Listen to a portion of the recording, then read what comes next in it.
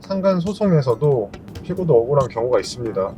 이혼, 사실혼, 파기, 상간 이런 게 다 묶여 있어요.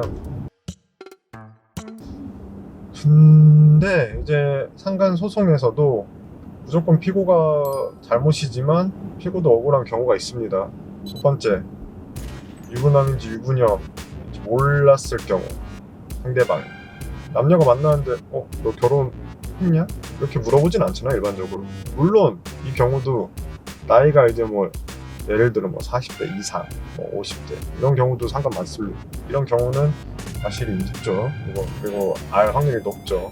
물론 요즘은 뭐 결혼을 안 하는 사람들도 많기 때문에. 하지만 어쨌든 나이가 많으면 많을수록 이건 좀 불리한 주장입니다. 근데 이제 뭐 20대, 30대 이 정도까지는 기본적으로 뭐 안 하잖아요. 너 결혼했냐? 뭐 혼인관계증명서 떼와라? 이렇게 안 하잖아요. 그렇기 때문에 사실 원고가 이런 걸 입증하지 못하면 기각될 수도 있습니다.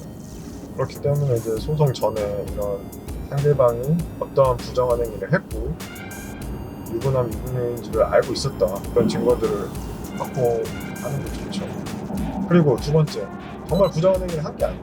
예를 들어서 직장 동료인데 회식하고 너무 취해서 발에다 줬어. 뭐 술에 취해서 뭐 안기는 듯한 뭐 제스처를 보이거나 이런 경우가 있잖아요. 근데 당연히 이제 와이프나 남편 입장에서는 오해할 수도 있죠. 그런 경우에 억울할 수 있죠. 그런 경우에는 당연히 부정한 행위로 보지 않을 수 있기 때문에 기각될 수가 있고. 마지막으로는 이 혼인관계가 파탄되면 이거는 인정되기 쉽지 않습니다. 대부분의 경우 이런 주장을 해요. 유부남 유부녀인 줄은 알았는데 이혼한다고 했다. 곧 이혼하고 나랑 만난다고 했다. 아니면 이혼 소송 진행 중이라고 했다. 협의 이혼 중이라고 했다.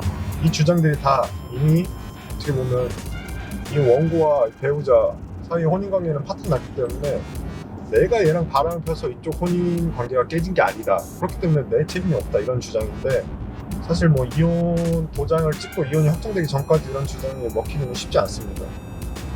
다시 회복될 수 있거든요. 회복될 가능성이 없다고 볼 때만, 이게 대법원 판례상 회복될 가능성이 없다고 볼 때만 이미 혼인이 파탄됐다고 보고 이 주장이 인정이 돼요. 혼인이 파탄되고 회복될 수 없는 단계에 이르렀다는 걸 입증하기가 현실적으로는 쉽지 않습니다. 하지만 이제 이혼이 안 된 경우에도 혼인이 파탄됐다고 보는 경우는 있습니다. 아까 말씀드렸는데 장기간 별거, 5년 6년 동안 별거하고 왕래도 없었어. 뭐 자녀가 있든 없든 뭐 문자 한 번 안 보는 거 남처럼 살았어요. 그런 경우에는 이미 혼인이 파탄됐다고 보고 뭐 이런 상간남의 주장이 인정될 수도 있어요. 원고 입장에서는 파탄 안 됐다고 하겠죠. 이런 거를 이제 치열하게 법정에서 다투는 거예요. 이런 경우가 아니고 원고 증거가 뚜렷해요. 상간남이 내 와이프나 내 남편이 유부남 유부녀인 줄 알면서도 만나서 부정한 행위를 했어. 성관계를 맺든 아니면 뭐 같이 계속 밤마다 술을 마시고 뭐 모텔을 드나들었든, 이런 경우에는 기각, 아까 말한 세 가지 있죠. 이런 주장은 먹히지 않죠. 도리어 이런 주장을 계속 지속적으로 반복하면 아까 말씀드렸듯이 괘씸죄로 유죄를 더 나올 수 있기 때문에 당연한 건데, 당연히 이제 원고에게 사과하고 반성해야죠. 당연한 건데 어쨌든 그런 걸 최대한 어필해야 됩니다. 죄송하고 미안하지만 원고에게 뭐 말은 잘 못하겠다, 이런 거는 바보 같은 거죠. 그러니까 이런 거를 뭐 소송 위자료 액수 때문이 아니라 진심으로 잘못했으니까 사과를 하는 거고, 뭐 그러면 이제 뭐 재판부도 아마 좀 좋게 보죠. 그리고 이런 것들은 사실혼에서도 다 적용이 돼요.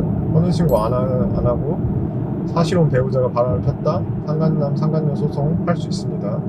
하지만 이제 사실혼의 경우에는 사실혼을 입증해야 돼요. 단순히 동거만이 아니라 내가 얘랑 혼인신고만 안 했지 결혼한 사람이랑 똑같다. 뭐 예를 들어 결혼식을 했다든지 아니면 뭐 신혼여행을 갔다 오고 뭐 부모들끼리도 다 인사하고 뭐 호칭도 뭐 서로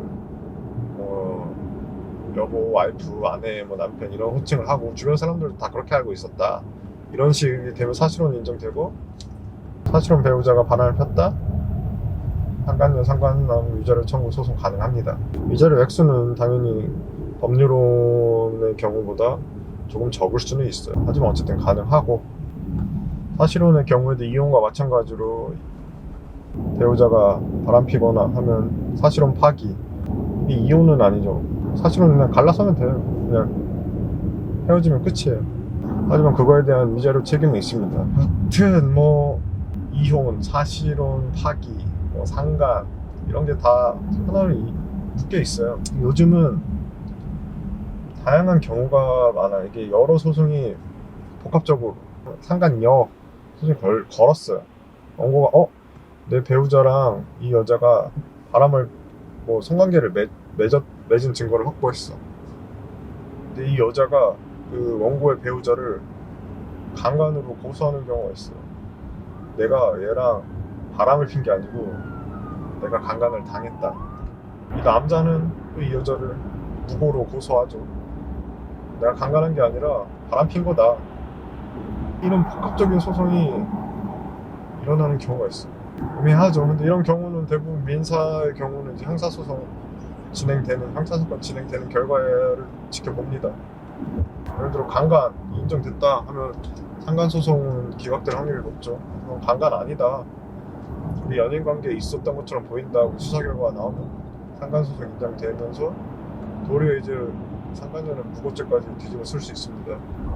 이런 것들이 복합적으로 일어나고 뭐 이런 케이스도 이제 심심치 않게 보이기 때문에 여러 가지 소송이 복합적으로 일어나요. 그리고 상간, 이혼 이런 것들이 정말 많아요. 정말 어쨌든 간통에 이르지 않더라도 상간행위가 인정됩니다. 쉽게 말하면 성관계를 하지 않아도 상간이 인정되는 경우는 다양합니다. 카톡으로 뭐 사랑해 뭐 선물 주고 뭐 이렇게만 해도 뭐 몇백만 원이든 뭐 천만 원이든 인정되는 경우가 많습니다. 상간에서 부정행위의 개념은 간통의 개념보다 넓어. 아까 이야기를 드리다 카메라가 꺼져가지고, 카메라가 30분 되면 녹화를 하면 꺼지는데 왜 이러지? 한번 알아봐야겠네요. 그때 상간 구상금 청구에 대해서 말씀드렸는데, 구상금 청구라는 건 아까 내가 배우자가 원고의 배우자가 이제 다른 상간녀 바람을 피웠는데 상간녀한테 상간남이나 2천만 원 이런 것까지 가능합니다. 그러니까 어쨌든 구상금 청구까지 이런 거 다 넣어서 할 수 있기 때문에 이런 것도 고려를 하셔서 소송을 진행하시고 대응을 하시고 조정을 하시는 게 좋다고 말씀을 드리면서 종료하겠습니다. 이게 꺼져가지고 별것도 아닌데.